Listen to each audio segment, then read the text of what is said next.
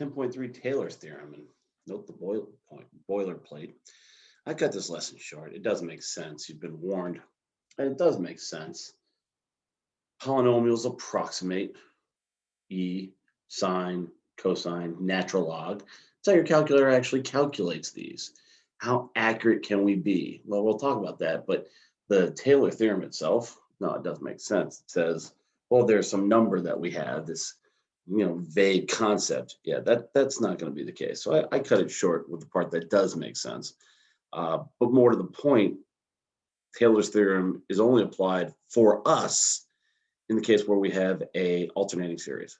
So we're going to get to that, not in this lesson, but we will get to that. I may show what I'm talking about later, but I might just do it in another lesson. So polynomials are used. Hey, I've got e to the x is 1 plus x squared over 2 factorial plus x to the third, 3 factorial. Well, I can't go forever.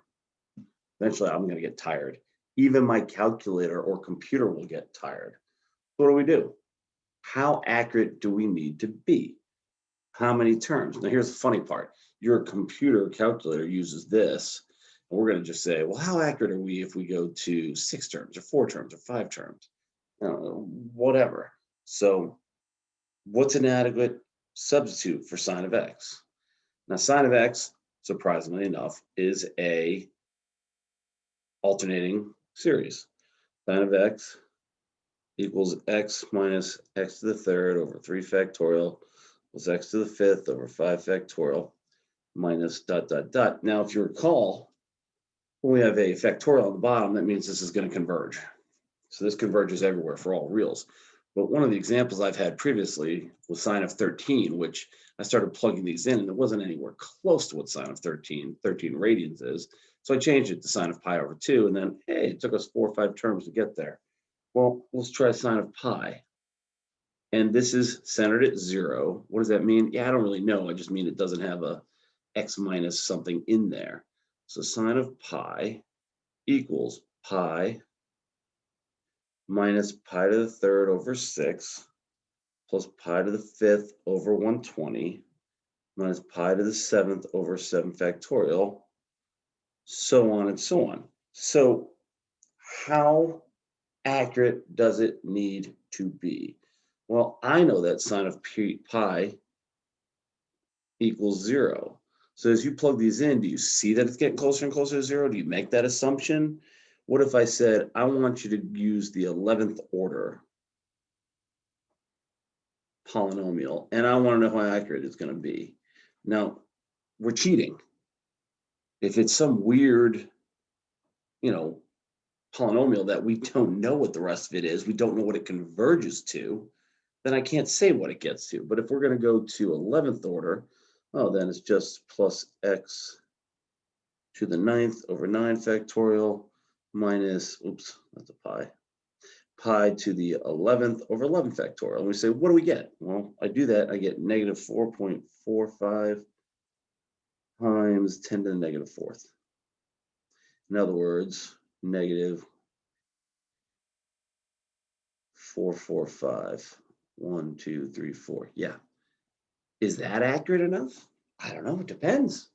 What do we mean by accurate? So when somebody says, is it accurate enough, they have to tell you. Your calculator, if I say, give me sine of pi over 4,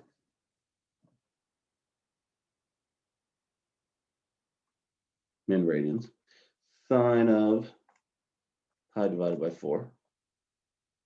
All right, it is accurate 1, 2, 3, 4, 5, 6, 7, 8, 9, 10 places.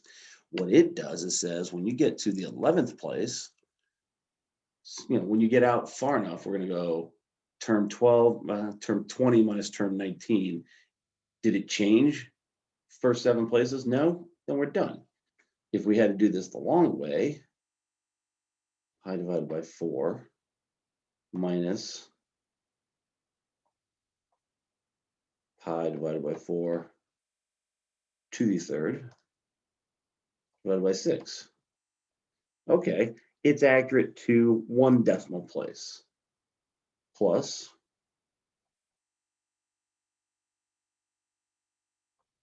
pi divided by 4 to the 5th over 5. Okay, now it is accurate to 4 decimal places. Okay, what about the next term? We'll do one more just for the fun of it. Minus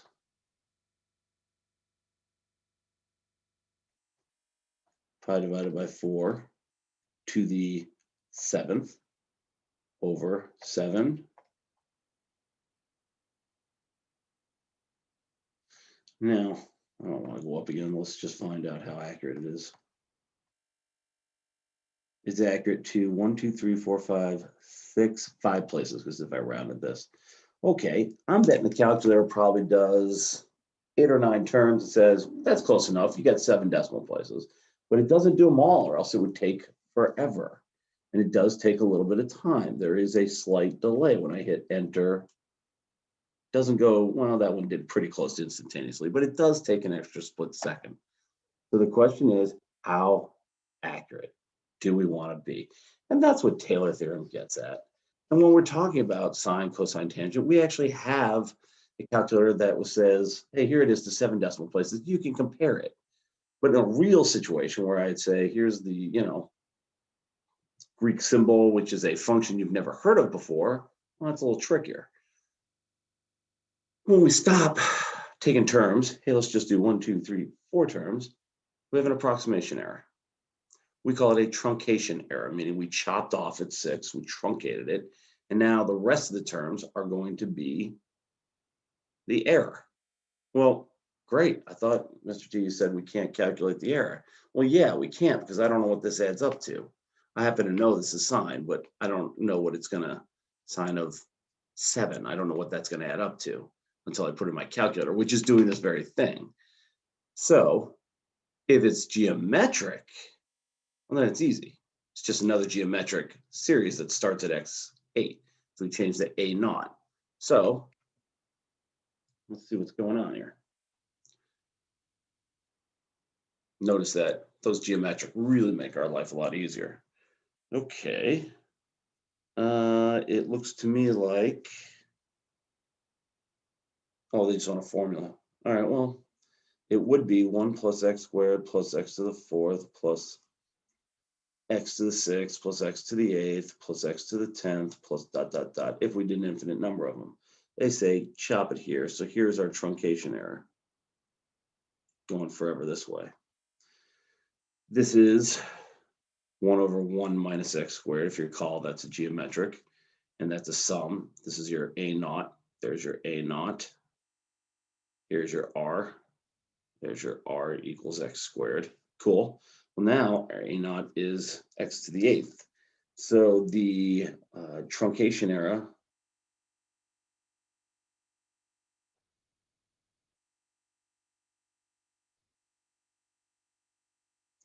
we do absolute value because it's always going to be positive.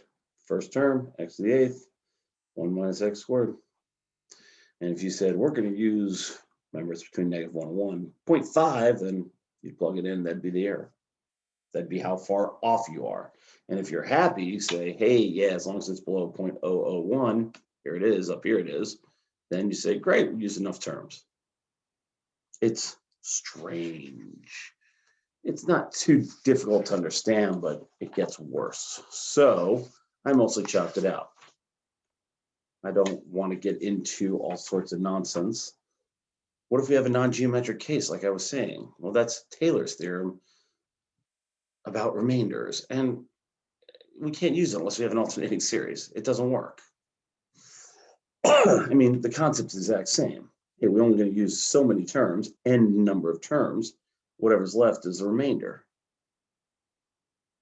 What we called a truncation before, but we can't, it is a truncation now, but we don't have a geometric series. So here it is. The remainder is some number, and I love that, for some value. And this is why I said we can't use it. We don't know. If it's an alternating series, we can figure it out. Here's why. An alternating series says positive and then negative, and then positive and negative, and it bounces back and forth until it converges somewhere. We don't know where it converges, but if you look carefully, this first jump is bigger than all the rest of the jumps combined. It's from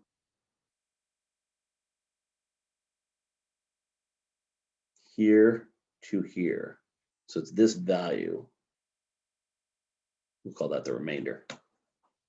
So all I have to do is say, all right, you want it to so many terms, then we go up one more integral, not to the right, it's not that way, it's this way, okay? And that will be bigger, but only in alternating series, only in alternating series. So when you were doing this, here's my brief reason why, right there, forgot I left space. When you're doing this, you will hear the, hey, find the Lagrange form of the remainder. Find the Lagrange error bound. You're going to take the next derivative, or the previous derivative, I should say, at whatever they're giving us. And instead of going to n factorial, we'll go to n plus 1 factorial. And we'll go to the n plus 1 over there. This is if it's centered somewhere else. Way too confusing to understand. We need to do specific examples. We will, but not today. All right, let's just look at it.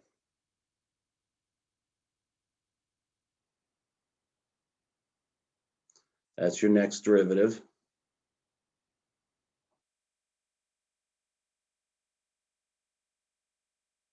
That's your next term.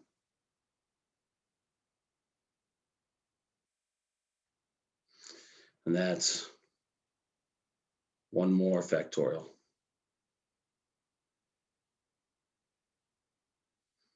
This is a very common question on the AP exam on the last FRQ. I do see it in multiple choice too, but I often see it written in such a laborious way, it screams out, yeah, we're going to do Lagrange error bound. Go find the next derivative and off you go, or the previous derivative if I'm getting it backwards. But again, we'll sort that when we get there. So here's an example. The approximation natural log of 1 plus x equals x minus x squared over 2 is used when x is really close to 0, small number. Okay, so use Lagrange form of the error to get a bound for the maximum error when x is less than or equal to 0.1. Here we go. Won't make any sense, mind you, but here we go.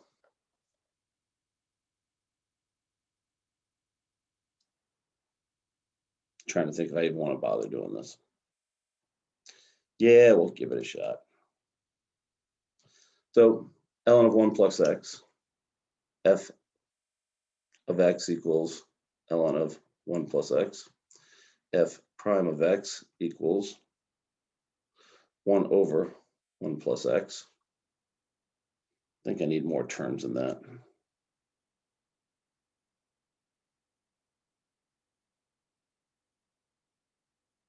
Yeah, they do 2 terms, so we'll go down to the third derivative. Okay, that's fine. F second derivative of x is negative 1 over 1 plus x to the second, and f third derivative of x is 2 over 1 plus x to the third. Sure, whatever you say. So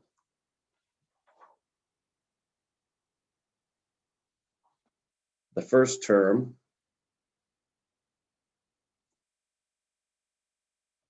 to call it m is 2 over 1 plus. What's the biggest number we could get here? 0.1 or negative 0.1?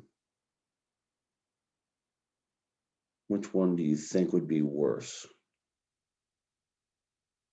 I would think 0.1. I got to check this out.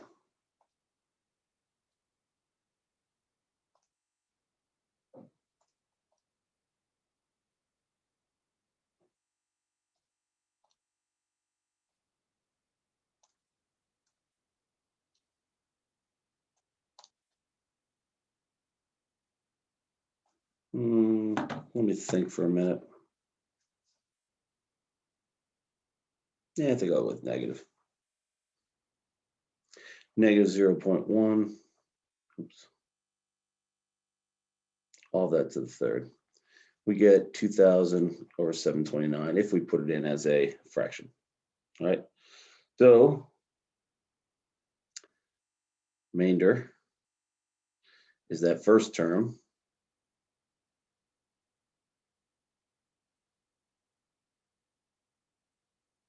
Absolute value of really plus or minus negative 0.1 to the third. Oh, I know why I use this. This is bigger. I tried the 0.1 and this is a bigger number than when I put in 1.1, positive 0.1.